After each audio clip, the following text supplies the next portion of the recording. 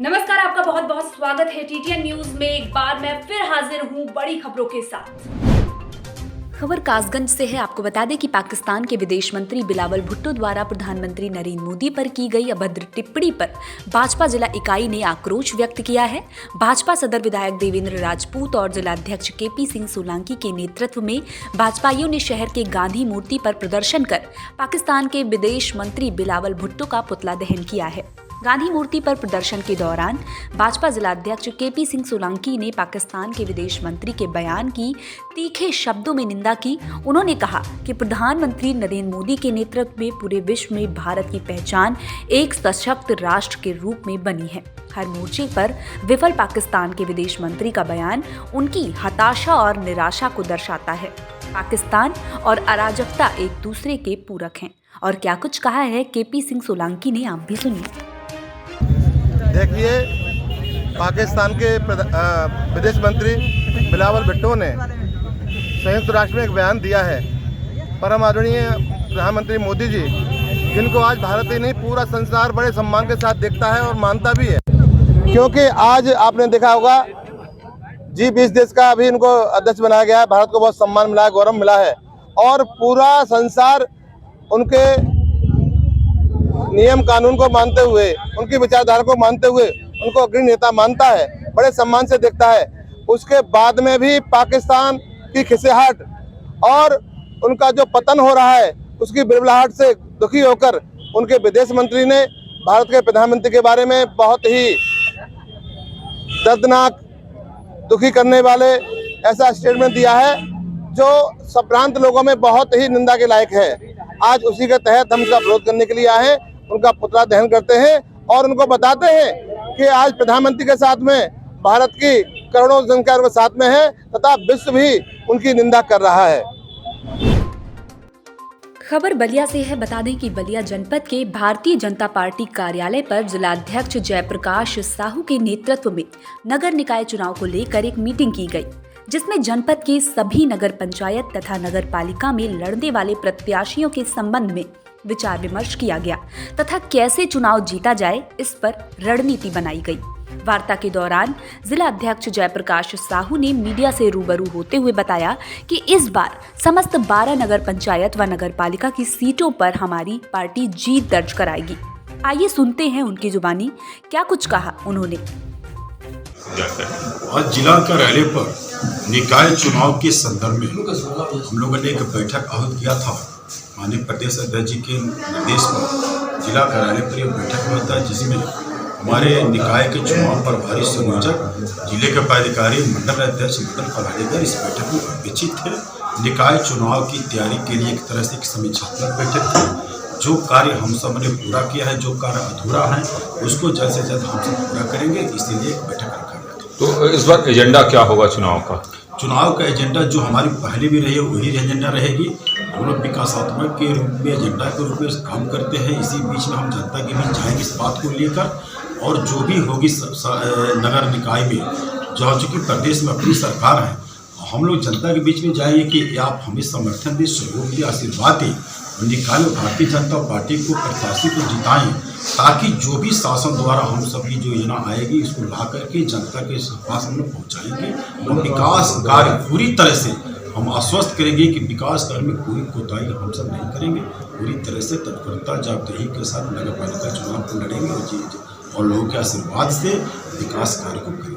तो इस बार जो निकाय चुनाव के जो प्रत्याशी हैं, प्रत्याशियों के चयन में क्या आपका मापदंड रहेगा? किस तरीके से आप प्रत्याशी का चयन करेंगे? हमारी पार्टी में निर्णय लेने की सामूहिक प्रक्रिया है और इसके लिए इसकी स्क्रीनिंग कमेटी नगर निकाय स्तर पर भी बनी हुई है, जिला स्तर पर भी स्क्रीनिंग कमेटी बनी हुई है। निकाय की स्क्रीनिंग कमेटी जो नाम पैनल देती है, जिला स्क्रीनिंग कमेटी उस पैनल को समीक्षा करती है, देखती है। लोग बैठते हैं, हमारे जिले के तमाम लीडर हैं, पार्टी के प्रमुख करता है, स्क्रीनिंग कमेटी में बैठते हैं। बैठ करके उसको निर्णय को क्षेत्र को हम देते हैं, फिर क्षेत्र द्वारा प्रदेश को भेजा जाता है, फिर निर्णय होता है। तो बीजेपी को देखा जाता है कि एकदम लास्ट समय में वो प्रत्याशी तय करती है, तो क्या इस बार कुछ बदलाव होगा कि प्रत्याशी पहले से तय की जाए? हम लोगों पर कोई निर्भर नहीं करता है, क्योंकि भारतीय जनता पार्टी पूरी चुनाव को पूरी तत्परता और गंभीरता के साथ लड़ती है। और भारतीय जनता पार्टी हमारी पूरी कार्यक्रम जो चुनाव में जो प्रत्याशी कार्य करते हैं वो सारे कार्यक्रम भारतीय जनता पार्टी करती है। यानी लास्ट में प्रत्याशी हम घोषित करते हैं तो हमारे ऊपर किसी प्रकार का असर प्रभाव नहीं पड़ता है, और हमारे पार्टी से जो प्रत्याशी बनता है, इसीलिए कहा गया है कि भारतीय जनता पार्टी किसी को भी कोई भी दायित्व दे देती है, किसी को भी किसी भी दायित्व बैठा देती है, जिम्मेदारी उसको दे देती है। इसी की पार्टी पूरी तैयारी किए रहती है, और प्रत्याशी भी जो होता है उसको भी पूरी भारतीय जनता पार्टी के सहयोग समर्थन मिलता है। हम आपको जालौन से खबर बता रहे हैं। जनपद जालौन में अतिक्रमण को लेकर कार्रवाई की जा रही है, जिसको लेकर आज तहसील जालौन के कस्बा मदारीपुर में तालाब की जगह पर अतिक्रमण किए हुए लोगों के ऊपर योगी बाबा का बुलडोजर चल गया एवं अवैध रूप से बनी हुई दुकानों को पूरी तरह से नेस्तनाबूद कर दिया। बताते चले कि उत्तर प्रदेश सरकार द्वारा अतिक्रमण को लेकर सख्त कदम उठाए जा रहे हैं, जिससे कोई नेता या अधिकारी नहीं बच पा रहा है। इसी क्रम में कस्बा मदारीपुर में स्टैंड पर स्थित दिलीप शिवहरे की अवैध बनी हुई दुकानों पर प्रशासन का बुलडोजर चला और दुकान को धराशायी कर दिया। मौके पर पहुंची जालौन उप जिलाधिकारी सना अख्तर, जालौन तहसीलदार बलराम गुप्ता ने पुलिस प्रशासन के साथ यह बड़ी कार्रवाई की। वहीं तहसीलदार बलराम गुप्ता का कहना है कि मदारीपुर में तालाब की जगह जिन लोगों ने अतिक्रमण कर रखा है उन सभी को नोटिस जारी कर दिए हैं और उन्हें जगह खाली कराने के लिए बोल दिया गया है। यदि जल्दी वह लोग खाली नहीं करते तो बाकी सभी लोगों पर भी कार्रवाई की जाएगी और सभी जगह बुलडोजर चला दिया जाएगा। बता दें कि मदारीपुर कस्बे में दिलीप शिवहरे पुत्र सालिग्राम द्वारा तालाब की जगह पर दुकान बनाकर तालाब की भूमि पर व्यावसायिक उपयोग किया जा रहा था, जिसकी शिकायत सन 2021 में की गई थी, जिसको लेकर धारा 67 का मुकदमा दर्ज किया गया था, जिसमें न्यायालय द्वारा सुनवाई करते हुए नोटिस जारी किए गए थे। नोटिस देने के बावजूद भी अतिक्रमण नहीं हटाया गया था, जिसको लेकर प्रशासन की मौजूदगी में अतिक्रमण हटाया गया और बाकी जिन लोगों को नोटिस जारी किया गया है उन लोगों को भी हिदायत दी गई है। सर, मदारीपुर में अतिक्रमण को लेकर कार्रवाई की गई, क्या है पूरी जानकारी? मदारीपुर में तालाब के नंबरों पर अवैध रूप से दुकानें बना करके अतिक्रमण किया गया था, जी, जिसमें वर्ष 2021 में लोगों के खिलाफ धारा 67 का मुकदमा दायर किया गया था, जी, जिसमें न्यायालय द्वारा सुनवाई करते हुए इनके खिलाफ आदेश पारित किए गए। उनको नोटिस भी अतिक्रमण हटाने के लिए दिया गया था, लेकिन उनके द्वारा अतिक्रमण नहीं हटाया गया था। उसके क्रम में आज दिनांक 17 दिसंबर को दिलीप कुमार पुत्र सालिग्राम जिनके द्वारा व्यावसायिक रूप से दुकानें बना करके तालाब की भूमि का व्यावसायिक उपयोग किया जा रहा था, उनका अतिक्रमण हटाया गया है। जो अवशेष अतिक्रमण है वो हटाने के लिए उनको अवसर दिया गया है। सर, कितने दिन का अवसर दिया गया है और कब तक ये हट जाएगा? अभी हमने सबको नोटिस दे दिया है और 3 दिन का समय दिया गया है। जी, अगर इसके पश्चात अतिक्रमण नहीं हटाते हैं तो फिर नियमानुसार कार्रवाई करके इनका अतिक्रमण हटवाया जाएगा। लगभग सर कितने लोगों ने अतिक्रमण कर रखा है? अभी तक जो चिन्हित हुआ है तो उसमें 8 से 10 लोग हैं ऐसे जी, उनका अतिक्रमण है, लेकिन अभी हम लोग चिन्हांकन कर रहे हैं और भी अधिक संख्या होने पर उनके विरुद्ध कार्रवाई। कानपुर से खबर आ रही है। आपको बता दें कि राष्ट्रीय विकलांग पार्टी ने सरकारी नौकरियों में दिव्यांगजनों का आरक्षण कोटा पूरा करने, निःशुल्क आवास दिलाने, दिव्यांगजन अधिनियम 2016 का अनुपालन कराने की मांग को लेकर शास्त्री नगर सेंट्रल पार्क से रैली निकालकर विधायक सुरेंद्र मैथानी के पांडु नगर स्थित कार्यालय पर प्रदर्शन कर मुख्यमंत्री के नाम संबोधित ज्ञापन सौंपा। विधायक सुरेंद्र मैथानी के ज्ञापन के बाद कहा कि मांग पत्र मुख्यमंत्री तक पहुंचाकर दिव्यांगजन का आरक्षण कोटा पूरा करने की सकारात्मक पहल करूंगा। राष्ट्रीय विकलांग पार्टी ने सरकारी नौकरी में दिव्यांगजनों का आरक्षण कोटा पूरा करने, निःशुल्क आवास दिलाने, दिव्यांगजन अधिनियम 2016 का अनुपालन करने की मांग को लेकर 28 दिसंबर से अनिश्चितकालीन धरना करने की व अनशन करने की चेतावनी दी है। आपको बता दें कि आज प्रदर्शन करने व ज्ञापन देने वालों में राष्ट्रीय महासचिव वीरेंद्र कुमार, जिला अध्यक्ष राहुल कुमार समेत तमाम लोग शामिल थे।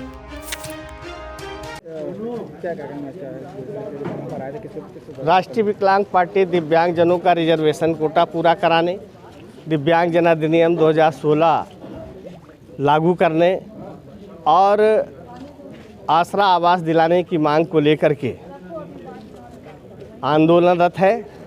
आज हमने जनप्रतिनिधियों का घेराव करने का निर्णय आज से लिया है। कल हम अमरजीत सिंह जनसेवक जी का घेराव करेंगे। उनके माध्यम से माननीय मुख्यमंत्री तक अपनी बात पहुंचाने का प्रयास कर रहे हैं और अगर मांग पूरी नहीं होती है तो 28 दिसंबर से शास्त्री नगर सेंट्रल पार्क में अनिश्चितकालीन धरना अनशन राष्ट्रीय विकलांग पार्टी शुरू करेगी। जिस तरह से दिव्यांगजनों का अत्याचार हो रहा है, ऐसे में क्या करना चाहिए? हमारे सामने जो भी लोग आते हैं पीड़ित, उनकी मदद के लिए पुलिस अधिकारियों से, जिला प्रशासन से उनको मदद दिलाई जाती है। फिर भी जो रह गए हैं वो हमसे शास्त्री नगर सेंट्रल पार्क में संपर्क कर सकते हैं। जो आज लोग गिराव करने हैं तो क्या मांगे? हाँ, देखिए, राष्ट्रीय विकलांग पार्टी के राष्ट्रीय महासचिव बीरेंद्र जी के द्वारा दिव्यांगों की समस्याओं को लेकर माननीय मुख्यमंत्री उत्तर प्रदेश शासन को संज्ञान में देकर के उनकी समस्याओं के निराकरण के लिए एक ज्ञापन प्रेषित किया गया है और इन्होंने अपनी मांग जो आवास से लेकर के है, आरक्षण में इनके अनुपात में जो आरक्षण है उसके समायोजन को लेकर के है, सरकारी नौकरियों में लेकर के है और पुलिस थानों पे लेकर के है। इन सारे विषयों को जो इन्होंने दिव्यांगजनों के लिए उठाया है, मैं इसमें अपनी सकारात्मक टिप्पणी लगा करके, इनके पक्ष की टिप्पणी लगा करके माननीय मुख्यमंत्री जी को इसे मैं प्रेषित करूंगा और स्थानीय स्तर पर जो पुलिस थाने की समस्याएं हैं इस पर मैं सीपी महोदय से बात करके दिव्यांगजनों की समस्या का निराकरण का पूरा प्रयास करूँगा। श्री DS चौहान जी, प्रमुख सचिव गृह श्री संजय प्रसाद जी, अपर पुलिस महानिदेशक PAC, आज के इस समारोह में उपस्थित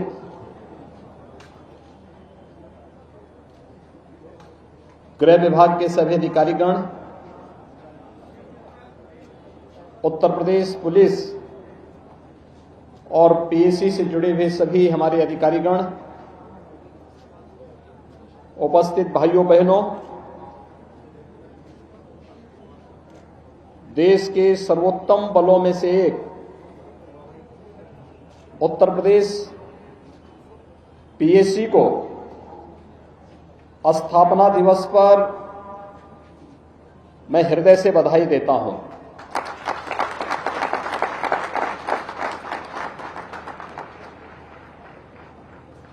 उत्तर प्रदेश PAC बल ने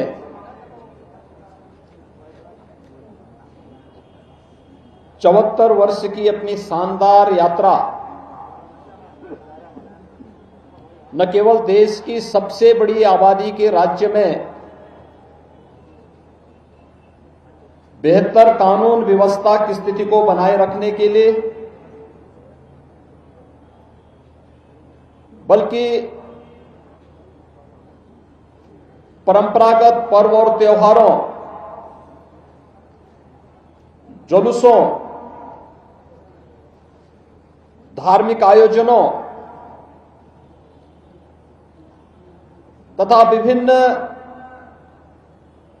उन अवसरों पर आम जनमानस की आस्था के साथ जो आयोजन जुड़े हुए हैं, राष्ट्रीय पर्वों के साथ ही सामान्य निर्वाचन, स्थानीय निकाय निर्वाचन और प्रदेश भ्रमण के दौरान अति विशिष्ट महानुभावों के सकुशल और सुरक्षित यात्रा की दृष्टि से किया गया योगदान अत्यंत सराहनीय रहा है। पीएसी बल अपने शौर्य और पराक्रम के लिए जाना जाता है। न केवल उत्तर प्रदेश के अंदर बल्कि देश के विभिन्न राज्यों में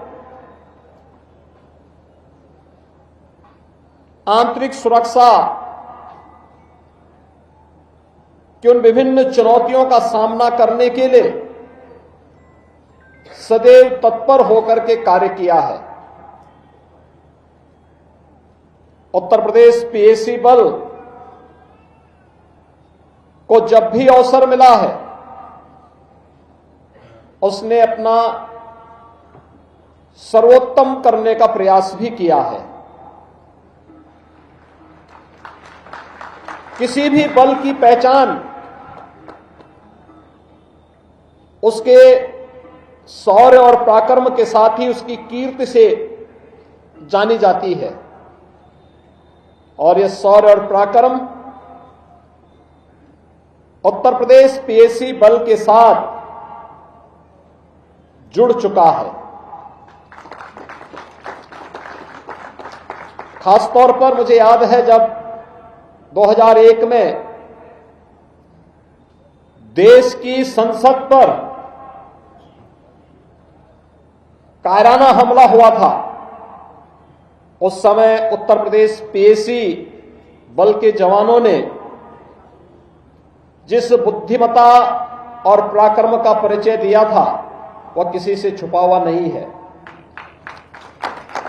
अयोध्या में श्री राम जन्मभूमि पर हुए हमले के दौरान भी उत्तर प्रदेश पीएसी बल ने जिस तत्परता के साथ कार्रवाई की और आतंकियों के मंसूबों पर पानी फेरने का कार्य किया,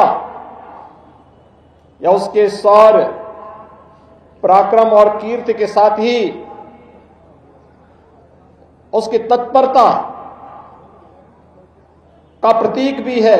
और इसीलिए तो उत्तर प्रदेश का पीएसी बल एक सर्वोत्तम बल के रूप में देश के अंदर जाना जाता है। पीएसी बल के 74 वर्ष की शानदार यात्रा के लिए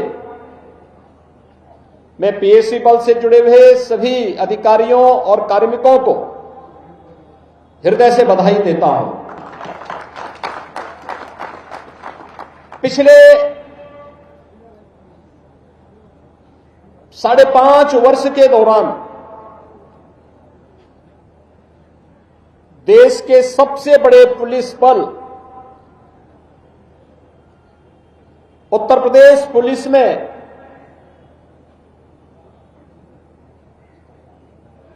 1,60,000 से अधिक भर्तियों की प्रक्रिया को पूरी ईमानदारी और पारदर्शी तरीके से संपन्न करने के साथ ही उनकी अच्छी ट्रेनिंग हो, ट्रेनिंग की क्षमता को दोगुना करने और उत्तर प्रदेश पुलिस बल में प्रदेश के उन सभी युवाओं को जो पुलिस बल के साथ जुड़ करके प्रदेश की सुरक्षा और कानून व्यवस्था में अपना योगदान देना चाहते हैं, उन सभी युवाओं को एक बेहतर अवसर भी प्रदेश के अंदर प्राप्त हुआ है। 46 ऐसी कंपनियां जो किन्हीं कारणों से समाप्त कर दी गई थी, उनका बहाल करते हुए उन सभी 46 कंपनियों को पुनर्जीवित करते हुए प्रदेश के अंदर पीएसी बल में 41,000 से अधिक कार्मिकों की भर्ती की प्रक्रिया को उनके प्रशिक्षण की प्रक्रिया के साथ जोड़ करके पूरा किया गया। और मुझे प्रसन्नता है कि आज उत्तर प्रदेश पीएसी अपनी उन सभी 46 कंपनियों को पुनर्जीवित करते हुए न केवल बहाल हुआ है बल्कि 10 अतिरिक्त कंपनियों को भी हम लोगों ने प्रदेश के अंदर गठित करने में सफलता प्राप्त की है। उत्तर प्रदेश पीएससी बल्कि अपने इन सभी कार्मिकों के लिए अवस्थापना सुविधाओं का नितांत अभाव था। आज हर पीएससी बहानी में पीएससी के जवानों के लिए आवासीय सुविधा अच्छी हो सके, इसके लिए हाई राइज बैरक के निर्माण की कार्रवाई युद्ध स्तर पर चल रही है और पूरे प्रदेश के अंदर हर एक बहानी में इसको सफलतापूर्वक हम लोग बनाने की कार्रवाई को आगे बढ़ा रहे हैं। किसी भी दक्ष फोर्स के लिए आवश्यक होता है कि उसका व्यावसायिक दक्षता के साथ साथ अच्छा प्रशिक्षण मिले, अच्छी बुनियादी सुविधाओं से हम इसे युक्त कर सकें और समय समय पर उन्हें प्रोन्नति के साथ भी जोड़ा जा सके। और मुझे प्रसन्नता है कि जहां उत्तर प्रदेश पीएससी बल ने प्रदेश के अंदर इन सभी कार्यक्रमों को सफलतापूर्वक आगे बढ़ाने के लिए हम लोगों ने पीएससी के अंदर प्रदेश के अंदर न केवल 184 निरीक्षकों, 3772 उप निरीक्षकों को हम लोगों ने पदों में वृद्धि करके उनके प्रमोशन की कार्रवाई को सुचारू ढंग से आगे बढ़ाने के लिए एक व्यवस्था दी है, बल्कि प्रदेश के अंदर विभागीय प्रोन्नति के अंतर्गत 257 उप निरीक्षक, 3030 मुख्य आरक्षी, 11184 आरक्षियों को प्रोन्नति प्रदान भी की गई। आज मैं कह सकता हूं कि उत्तर प्रदेश पीएससी में जो प्रमोशन की प्रक्रिया एक प्रकार से थमी हुई सी थी, आज उसे हम लोगों ने काफी हद तक पूरा किया है और भविष्य में प्रोन्नति की इस प्रक्रिया को और बेहतर बनाने की दिशा में लगातार शासन के स्तर पर कार्य किया जा रहा है। प्रदेश के अंदर एसडीआरएफ के लिए भी विभिन्न प्रकार से 1029 पदों का सृजन, लखनऊ मेट्रो की सुरक्षा हेतु 433 और नोएडा मेट्रो की सुरक्षा हेतु 381 पदों को स्वीकृति भी शासन ने इस दौरान दी है। प्रदेश में महिला सुरक्षा को सुनिश्चित करने के लिए पीएससी बल में महिलाओं को सम्यक प्रतिनिधित्व प्रदान हो सके, इस दिशा में पहले चरण में 3 महिला बटालियन की स्थापना का कार्य लखनऊ, गोरखपुर और बदायूं में प्रचलित है। इनके लिए 1262 प्रत्येक बटालियन के लिए पद स्वीकृत किए गए हैं। द्वितीय चरण में 3 और महिला बटालियन की स्थापना के लिए भी प्रदेश सरकार ने अपनी सहमति दी है।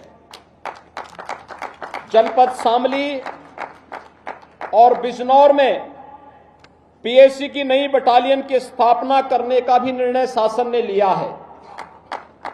साथ ही प्रदेश के अंदर अन्य महत्वपूर्ण कार्यक्रमों के साथ प्रदेश सरकार ने इस बल को और भी सुदृढ़ करने की दिशा में प्रयास प्रारंभ किए हैं। प्रदेश के अंदर पीएससी की 17 बाढ़ राहत कंपनियों में उपलब्ध मोटर बोट्स और अन्य उपकरणों आदि के क्रय के लिए राज्य आपदा मोचन निधि से धनराशि पहले ही स्वीकृत की जा चुकी है। यूपी 112 परियोजना में पायलट ड्राइवर के रूप में 1231 पीएसी कर्मी लगाए गए हैं, जो अपराध नियंत्रण और पीड़ित को त्वरित सहायता प्रदान करने में अपना योगदान दे रहे हैं। प्रदेश की यातायात व्यवस्था के सुगम संचालन हेतु 645 प्लाटून कमांडर यातायात उप निरीक्षक का प्रशिक्षण प्राप्त कर चुके हैं। 75 प्लाटून कमांडर व 301 मुख्य आरक्षी यातायात नियंत्रण के प्रशिक्षण में भेजे गए हैं, जो शीघ्र ही प्रशिक्षण पूरा कर प्रदेश की यातायात व्यवस्था को सुसंगत बनाने में अपना योगदान प्रदान करेंगे। इसी प्रकार से सुरक्षा विभाग, एसटीएफ, एटीएस, एसएसएफ में पीएसी के जवान अपनी सेवाएं दे रहे हैं। विभिन्न महत्वपूर्ण प्रतिष्ठानों और न्यायालयों की सुरक्षा हेतु गठित एसएसएफ के भी 90% जवान पीएसी से ही प्रतिनियुक्ति पर भेजे गए हैं। प्रदेश के कारागारों की सुरक्षा व्यवस्था को और सुदृढ़ करने के उद्देश्य से पीएसी बल से 997 कार्मिकों को कारागार विभाग में जेल वार्डन के पद पर भी प्रतिनियुक्ति पर भेजा गया है। राष्ट्रीय और अंतर्राष्ट्रीय स्तर पर खेलों में पहली बार पुलिस को बढ़ावा देने के लिए प्रथम चरण में 534 कुशल खिलाड़ियों की भर्ती की स्वीकृति हमारी सरकार ने दी है, जिसकी चयन की प्रक्रिया अतिशीघ्र पूर्ण कर ली जाएगी। पीएसी बल के योग्य और श्रेष्ठ खिलाड़ियों एवं प्रशिक्षकों को पुलिस महानिदेशक का प्रशंसा चिन्ह प्रदान किए जाने की व्यवस्था भी की गई है। आवासीय और अनावासीय भवनों के निर्माण के लिए भी चिकित्सीय व्यवस्था को और सुदृढ़ करने और पीएसी बल को सर्वोत्कृष्ट बनाने की दिशा में शासन ने पीएसी के सभी मदों और शीर्षकों में बजट की वृद्धि की है। प्रदेश के अंदर पीएसी बल को सशक्त, व्यावसायिक रूप से दक्ष एवं आधुनिक बनाने का हर संभव उपाय किया जा रहा है, जिससे आने वाली चुनौतियों का सामना आसानी से किया जा सके। पीएसी के जवानों को आधुनिक इंसास राइफल से लैस किया गया है। उन्हें बुलेट प्रूफ हेलमेट भी उपलब्ध कराए गए हैं। बुलेट प्रूफ जैकेट उपलब्ध कराने के लिए तेजी से कार्रवाई वर्तमान में प्रचलित है, और मैं इस बात के लिए आज आश्वस्त करता हूं कि राज्य सरकार अपने सभी जवानों के हितों को सदैव शीर्ष प्राथमिकता में रखते हुए आपकी दक्षता, गुणात्मकता व कल्याण के साथ ही उनके मनोबल को ऊंचा उठाने के लिए सदैव पूरी तत्परता के साथ कार्य करेगी। मैं एक बार फिर से उत्तर प्रदेश पीएसी बल को स्थापना दिवस के अवसर पर हृदय से बधाई देता हूं और अपनी शुभकामनाएं देता हूं कि जो एक विशिष्ट पहचान उत्तर प्रदेश पुलिस बल का पीएसी बल का रहा है, वह अपने शौर्य से, अपने पराक्रम से, अपने अनुशासन से और अपनी कीर्ति से उसे सदैव बनाए रखते हुए और भी अच्छा करने का प्रयास करेगी। एक बार फिर से मैं स्थापना दिवस के अवसर पर पीएसी के सभी कार्मिकों को हृदय से बधाई देता हूं। जय हिंद। वक्त हो चुका है एक छोटे से ब्रेक का। ब्रेक के बाद हम फिर हाजिर होंगे कुछ बड़ी खबरों के साथ। तब तक के लिए बने रहिए हमारे साथ और देखते रहिए टीटीएन न्यूज। नमस्कार।